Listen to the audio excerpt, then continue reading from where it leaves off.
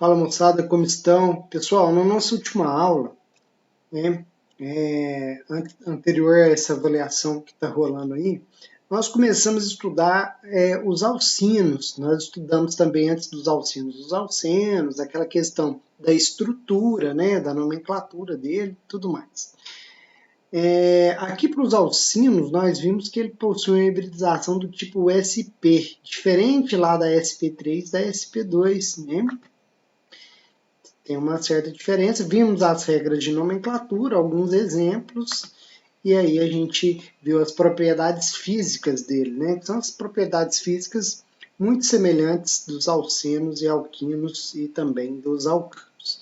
Faltou a gente entender, então, e estudar as reações que esses compostos sofrem. Eu selecionei as principais reações, tá? A gente ainda não está vendo o mecanismo de reação, então o que interessa para a gente é entender mais a lógica das reações. Depois a gente vai ter uma aula sobre esses mecanismos, ok? E as reações dele, gente, são muito semelhantes às reações dos alcenos, tá? A diferença é que os alcinos são menos reativos, são duas ligações pi, essa ligação é mais efetiva porque é uma ligação mais encurtada, reação um pouco mais difícil de ocorrer. A primeira reação que nós vamos ver, aquela reação bem tranquila, né, que nós vimos lá nas reações de alcenos, que são as reações de hidrogenação, né, que é aquelas reações onde a gente vai saturando a cadeia, quebrando em saturação e fornecendo as saturações, certo? Se a gente fizer a hidrogenação de um alcino desse tipo aqui, ó, nós temos duas possibilidades. A formação do isômero Z, né, que é aquele que os hidrogênios estão para o mesmo lado. Então tá aqui, ó. Vou demonstrar a formação da hidrogenação. Isso se a hidrogenação, se for possível parar a hidrogenação no alceno. A gente sabe que isso aqui depois pode continuar a hidrogenar até chegar no alcano, né? Mas tem algumas formas aí de fazer essa hidrogenação parar aqui no alcino, ok? Então, a gente teria aqui o isômero Z, e aqui a gente teria o isômero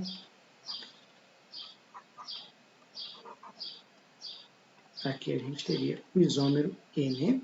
Então, dependendo das condições reacionais aqui, a gente consegue levar a formação desses isômeros, tá? Para levar a formação de isômero E já não é tão comum, a mais comum é fazer essa hidrogenação aqui para o isômero cis, tá? E nessa hidrogenação, utilizando aqui catalisadores metálicos de metais mais nobres, né, níquel, paládio, platina, e aqui para fazer essa hidrogenação e levar o isômero E, usa meio alcalino e isômero e os metais, se eu não me engano, lítio e sódio metálico para levar a essa formação. Então, uma reação um pouco mais complicadinha, tá?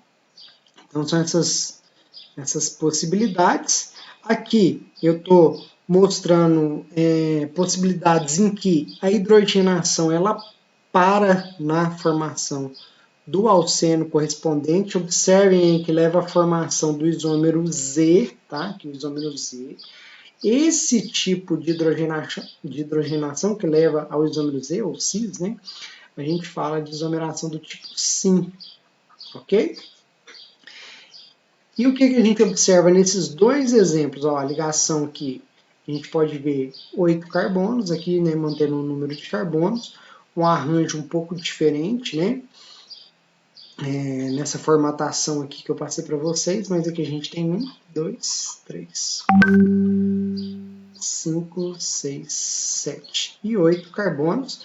Aqui a tripla entre os carbonos 4 e 5, aqui também vai estar entre os carbonos 4 e 5 a dupla ligação, 2, 3, 4, 5, 6, 7 e 8, e aí a gente tem então essa hidrogenação dessa forma. Esse catalisador paládio com carbonato de cálcio, provavelmente meio alcoólico, é o catalisador de Lindlar, né? É um catalisador que a gente costuma denominar como catalisador envenenado.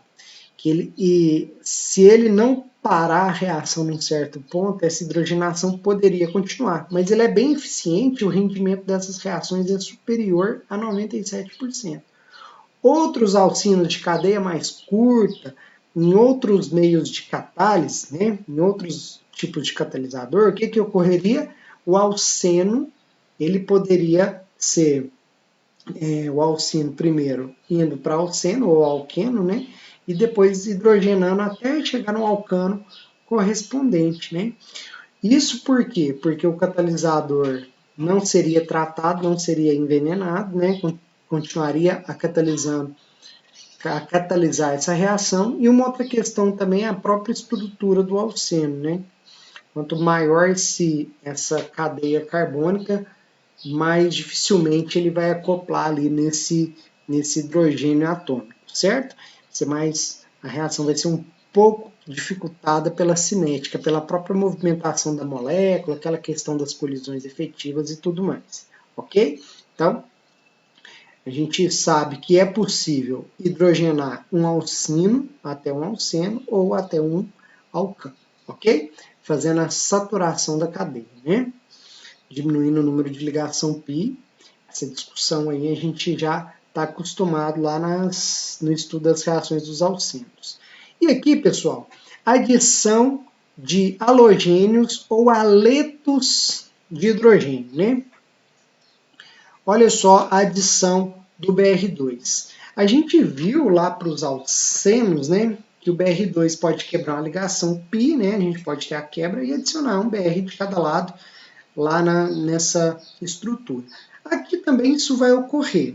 Só que vamos ficar atento com a seguinte questão, né? O início da aula aqui vai ser muito importante na hora de discutir aqui essas reações. Por quê? A gente tem a ligação tripla, ela é composta de duas ligações do tipo π e uma sigma, né? Aqui os orbitais p formando essas ligações π. Se a gente quebra uma ligação π, a gente tem a formação aqui de um dialeto, né, vicinal, ligado aqui a uma insaturação, como se fosse, vamos entender isso aqui como se fosse um alceno substituído. Fala, professor, mas não é um alceno, porque não tem carbono e hidrogênio, isso aqui já é um haleto, tá? Mas vamos enxergar como se fosse um alceno, para a gente entender que uma ligação π só, porque o carbono é sp2, né, é mais reativo do que essa. Lembra que eu falei que os alcinos são menos reativos que os alcenos? Então, se tiver aqui no meu relacional uma quantidade aqui de BR2, se a gente não conseguiu parar a reação aqui, é lógico que o alceno vai competir, esse alceno, tá? Vai competir com o alcino e ele vai vencer e a reação vai continuar quebrando essa ligação π, formando aqui um tetraleto, né? Então, 4 substituição. Isso, gente, é muito favorável. Eu já falei para vocês, sair de uma ligação π e formar duas sigma, isso é muito favorável termodinamicamente, né? Então essa reação ela é favorecida. Então é uma reação bem favorecida, quebrar a ligação π e formar novas ligações sigma. E olha que interessante, aqui a gente tem o carbono sp indo para carbonos sp2, né? Os dois carbonos aqui com hibridização sp, indo para carbonos sp2, esse aqui indo para carbono sp3. Isso é muito favorável, porque leva à formação de novas ligações, ok? Então, falou que adicionar halogênio é bem simples, a gente leva à formação uma primeira adição e depois uma segunda adição, né? Então, bem tranquilo mesmo, difícil de errar, não tem, a gente não tem que fazer nenhum tipo de escolha, a questão é a seguinte, tirar a ligação π e botar essas ligações sigmas no lugar, né? Se for um haleto de hidrogênio, principalmente que vamos trabalhar com cloreto de hidrogênio e brometo de hidrogênio, a gente também segue a regra de Markov-Nikov. O hidrogênio entrando no carbono mais hidrogenado, né? A gente tem aqui a quebra da ligação π, então vou fazer a quebra aqui da ligação π. O hidrogênio ligando no carbono mais hidrogenado, e quem que sobra para o outro carbono? Sobra o outro átomo, né? O haleto. Então, haleto formando o haleto mais substituído. Tem explicação para isso, tá? Na hora que a gente for ver os mecanismos dessas reações, já é um tempinho para a gente estudar os mecanismos, vocês vão clarear um pouco essa questão. Por enquanto, a gente está seguindo regras, né? Essa regra de Markov-Nikov fala que o hidrogênio entra no carbono mais hidrogenado e o outro grupo entra no carbono menos hidrogenado. De novo, levou à formação de um alceno. A reação pode continuar. O alceno é mais reativo que o alcino correspondente. Então, a gente pode ter uma nova adição. Se nós temos uma nova adição, se a gente tem uma nova adição, essa nova ligação π é quebrada, hidrogênio entra no carbono mais hidrogenado, então aqui ó, a gente teve aquela adição do hidrogênio, né? Não precisa representar, e o aleto correspondente, um que estava aqui e o próximo da próxima adição, posso botar ele aqui, né? Mostrando aí que essa reação pode continuar, por quê? Porque o alceno também sofre esse tipo de reação da mesma forma que o alcino, né? Então, igual eu já falei para vocês, igual eu comentei, quando você estuda um tipo de reação, a gente vai ver que poucas funções orgânicas têm exclusividade para um tipo de reação, né? São reações bem parecidas e vocês acabam que estando mais familiarizado com as reações vai ficando cada vez mais tranquilo o entendimento, né?